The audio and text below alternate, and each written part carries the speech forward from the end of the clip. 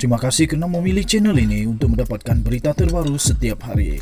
Bagi anda yang pertama kali berada dalam channel ini, sila pertimbangkan untuk tekan butang like, subscribe dan komen video ini untuk penambahbaikan pada video akan datang. Berita politik, berita semasa, berita ekonomi, berita kesihatan, pendidikan dan segalanya ada dalam channel ini. Salam sejahtera Malaysia. Berita seterusnya dipetik daripada malaysiakini.com bertajuk Mahkamah Rayuan kekal keputusan batal saman Depak terhadap Najib dan Rosmah. Mahkamah Rayuan hari ini mengekalkan keputusan Mahkamah Tinggi membatalkan saman seorang ahli perniagaan terhadap bekas Perdana Menteri Datuk Seri Najib Tun Razak, isterinya Datin Sri Rosmah Mansor dan dua lagi entiti lain dalam urusan tanah yang menyebabkan kerugian besar kepada syarikatnya. Panel 3 hakim yang diketuai oleh Hakim Datuk Hanifah Fariqullah menolak rayuan JR Deepak Jai Kishan yang memutuskan tiada merit dalam rayuannya kerana Pusurujaya Kehakiman Mahkamah Tinggi telah mempertimbangkan secara terperinci setiap pleading dan isu-isu dalam membuat penemuannya. Kata mereka, kami mendapati penemuannya mengenai isu lokus perayu Deepak dan kekurangan elemen utama dalam pleading yang dianggap oleh peguam perayu adalah betul dari segi undang-undang. Katanya sambil menambah bahawa tiada sebarang pindaan yang dapat membetulkan kenyataan tuntutan Depak.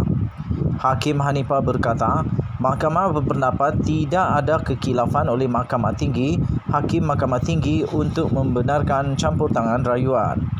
Hakim Hanifah yang bersidang bersama Datuk Azizah Nawawi dan Datuk Si Mi Chun memerintahkan Depak untuk membayar kos sebanyak RM7,000 Malaysia kepada Najib, Rosmah, Bustead Holdings Sdn Berhad dan anak syarikatnya Baktiwira Development Sdn Berhad. Depak mengemukakan rayuan terhadap keputusan Mahkamah Tinggi pada Julai tahun lepas yang membatalkan samannya terhadap Najib, Rosmah, Bustead Holdings dan Baktiwira Development. Dalam prosiding rayuan yang dijalankan secara maya pada hari ini, Peguam Magita Hari Morgan berhujah anak guamnya Depak perlu diberi peluang untuk meminda penyataan tuntutannya. Menerusi saman yang difailkan pada 12 Oktober 2018 terhadap Najib, Rosmah dan dua syarikat itu, Depak mendakwa syarikatnya mengalami kerugian besar akibat konspirasi penipuan dan pengaruh yang tidak wajar oleh semua defendant dalam urusan pembelian tanah. Beliau mendakwa sebagai pengarah dan pemilik saham terbesar Asta Changi Sdn Berhad, beliau telah menandatangani satu perjanjian dengan pengarah dan pemilik saham terbesar syarikat Awan Megah Malaysia Sdn Berhad, Raja Rupiah, Raja Abdullah, berhubung 3 bidang tanah seluas 181.9 hektar di Mukim Kapar, Klang dan Mukim Bukit Raja dalam daerah Petaling. Depak mendakwa bayaran deposit sebanyak RM13 juta Malaysia telah dibayar oleh Asta Changi kepada Awan Mega dan bon tanah daripada Kuwait Finance House Malaysia Berhad berjumlah 72.5 juta oleh syarikatnya itu telah diserahkan kepada kerajaan Malaysia. Bagaimanapun beliau mendakwa Awan Mega enggan mengemukakan geran tanah asal untuk dipindahkan kepada Asta Changi.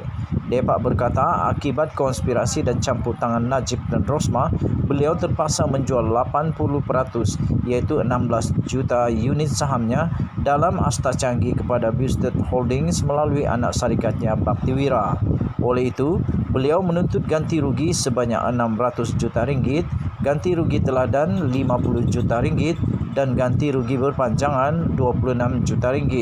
Peguam Robert Lazar mewakili kedua-dua syarikat itu, manakala Datuk David Mateus mewakili Najib dan Rosmah. Sekian berita, salam sejahtera Malaysia, bye-bye.